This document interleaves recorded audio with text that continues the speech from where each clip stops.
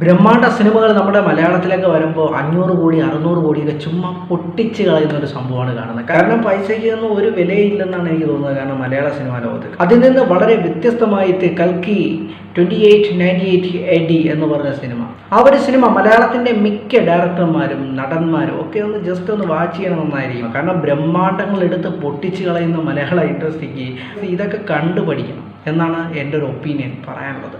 500 കോടിയൊക്കെ ഓരോ സിനിമകൾക്കും ബഡ്ജറ്റ് ഇടുമ്പോൾ ആ ഒരു ബഡ്ജറ്റിനനുസരിച്ച് സിനിമയുടെ ക്വാളിറ്റി പോലും വരാത്തൊരു സാഹചര്യമാണ് ഇപ്പോൾ നമ്മുടെ സിനിമാ ലോകത്ത് തന്നെ ഉണ്ടായത്.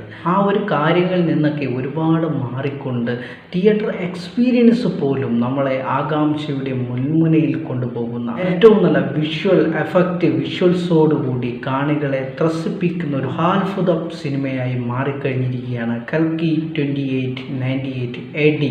ഈ ഒരു ബ്രഹ്മാണ്ഡ വിസ്മയം നിങ്ങൾ ഒരിക്കലും മിസ് ചെയ്യരുത് എന്നാണ് എൻ്റെ ഒരു ഒപ്പീനിയൻ. തീർച്ചയായിട്ടും നിങ്ങൾ ഫാമിലി മൊത്തം ഒരു പ്രാവശ്യമെങ്കിലും ഈ സിനിമ പോയി കാണുക.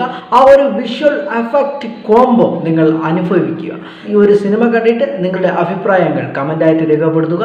നിങ്ങളുടെ സുഹൃത്തുക്കളിലേക്ക് കൂടി ഈ ഒരു വീഡിയോ നിങ്ങൾക്ക് ഇഷ്ടപ്പെട്ടിട്ടുണ്ടെങ്കിൽ ഷെയർ ചെയ്ത് സഹായിക്കുക. ഈ ചാനൽ ഇതുവരെയും സബ്സ്ക്രൈബ് ചെയ്യാത്തവരാണെങ്കിൽ ഒരു പ്രാവശ്യം ഒന്ന് സബ്സ്ക്രൈബ് ചെയ്ത് സഹായിക്കുക.